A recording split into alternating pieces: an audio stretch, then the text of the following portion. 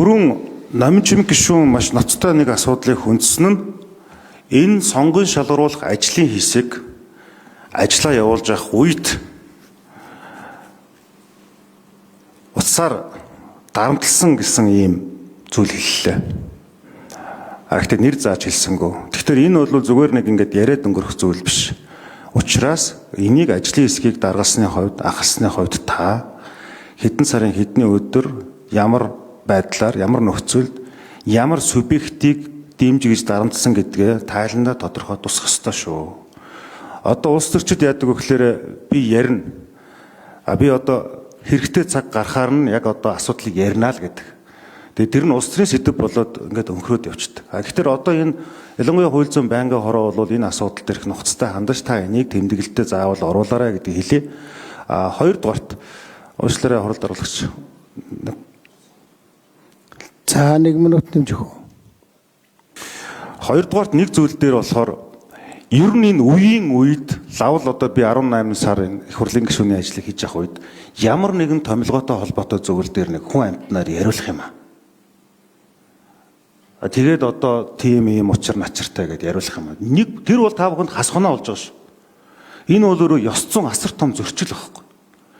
Зүгээр шударгаар анкета бөглөөд итгэл үнэмшилтэйгээр ажиллаа яриад ороод ирэхийн оронд ямар нэгэн улс төрчөөр дамжуулж дэмжүүлэх гэж яриулж байна гэдэг бол энэ асар ёс зүйгүй бөгөөд энэ ажлыг хийхэд тэнцэхгүй л гэсэн үг. Тэгээд цаашлаад улс төрчдийн хамааралтай этгээд болж хувирдаг. Цаашлаад хуулийг яаж шударгаар биелүүлэх юм бэ? Тийм учраас энд ямар нэгэн байдлаар улсын хурлын энэ ажлын байгаа гишүүчдэр хин нэгэн хүн уцаар яриулсан хүн байх юм бол шууд тэр хүнээс татгалзах ёстой шүү. Энийг хариуцлагатайгаар хэлээ. Ажлын хэсэгт бас энийг одоо уриалж байна. За Номжим гишүүн тодруулаад хариулж. За түрүүний хэлсэн тэр асуудал бол надад ирсэн бол биш. Манай одоо яг нэр дэвшигчдийг судал шинжилж илтгэгч гишүүнээр томилсон нэг эмэгтэй ажлын хэсгийн гишүүнд ирсэн асуудал байгаа. Тэгээ энэ бол сонгон шалгаруулалтын дүн гарсны дараа буюу тухайн одоо нэр дэвшигч мэдээж сонгогдоогүй. Энэ дөрвөн хүний дотор мэдээж байхгүй.